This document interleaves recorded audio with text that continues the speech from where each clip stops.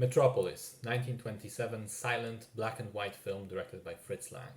The first science fiction movie ever made and one of the most renowned classics of all time.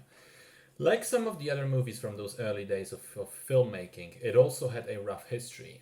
The film's original print was lost shortly after the movie's premiere, and what remained was only the international release copies, which were gutted. Around 25% of the film has been cut from it completely. The movie in its original form was considered gone forever until in 2008 in Argentina, of all places, a 16mm film was found containing the original footage, the original Metropolis copy. Some individual scenes were still missing, the quality was pretty shaky, and parts of frames were missing due to the transfer from a larger 35mm film to the 60mm one. But still, it was enough to create a faithful restoration of Metropolis, as close to the original version as we can probably get. And man, is it impressive. The story takes place in a futuristic city called Metropolis, which is heavily divided into a class of intellectuals, designers, architects, and a class of physical workers, laborers, who live in an underground portion of the city and make sure the machines powering it are run correctly. One day, the son of the main city architect, called Freder, meets and falls in love with a girl named Maria. She comes from the working class and is apparently something of a prophet. She promises the masses a better day is coming when a mediator will arrive between the two different social classes. This person is supposed to be the heart that will finally connect the head, the intellectuals, and the hands, the workers, of the social body. However, there is also a looming danger in the background. A crazed old inventor, out of his personal spite, builds a robot in the image of Maria with the intention of causing a total collapse of the city, bringing the whole system down on its head.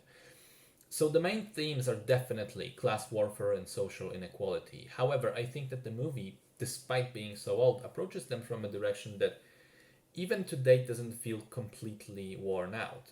In fact, I would say that as much as I disagree with some of its elements, and I think it leans a bit too much towards Marxism, it does offer this weirdly positive perspective, a potential positive solution to the problems other than a bloody revolution and burning down the existing systems, which is something to consider, especially today when, media and the social media will have people from opposing political camps fight each other rather than work together to solve the common problems.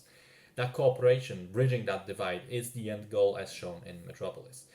Interestingly enough, I think history shows that you can take and interpret it as you want, and it doesn't necessarily mean that it matches the director's intent. And what I'm getting at here is that famously, Hitler and Goebbels loved the film so much that they offered Fritz Lang, a Jew, becoming an honorary Aryan in the Nazi Germany. Lang himself was disgusted with the entire prospect and promptly fled to Paris and then to the US.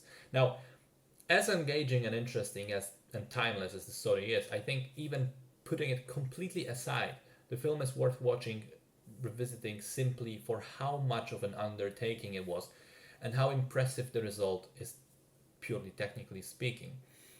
It was one of the largest movie productions in history, with over 37,000 extras working on the film for more than a year. The sets are huge, the dedication to special effects like the flooding of the city and the fire in the third act is unbelievable. The pioneering work in terms of using mirror tricks, matte paintings, and forced perspective backgrounds is just stunning. I mean, some of the frames of the film look phenomenal to this day, and you have to wonder how in the world was this possible already a century ago. It is seriously impressive how amazing and epic in scope the film looks. And so it shouldn't be a surprise that it had a huge cultural impact and was an inspiration to so many other works. The city name was taken by the Superman creators and remains alive in the comic book world to this day. The robot design inspired things like C-3PO in Star Wars, and I don't know for sure, but I'm inclined to believe that the whole machine man concept was the thing that Charlie Chaplin was referencing in his famous speech in the Great Dictator. There's a character whose design impacted Dr. Strangelove. The music, one musical motive, is instantly recognizable as a piece used much later by Kubrick in The Shining.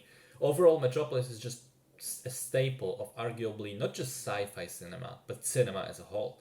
The one thing that I didn't enjoy as much was the very ending of it, which to me seems a little bit naive and idealistic, but that's my personal taste because objectively speaking, it's a very natural conclusion to the film. It fits the rest of the narrative, and it also fits the time when it was made. So, Metropolis, massively important film, but what matters even more to me is that in 2020, it can still function perfectly fine as a story, as a movie, and not just as a museum piece.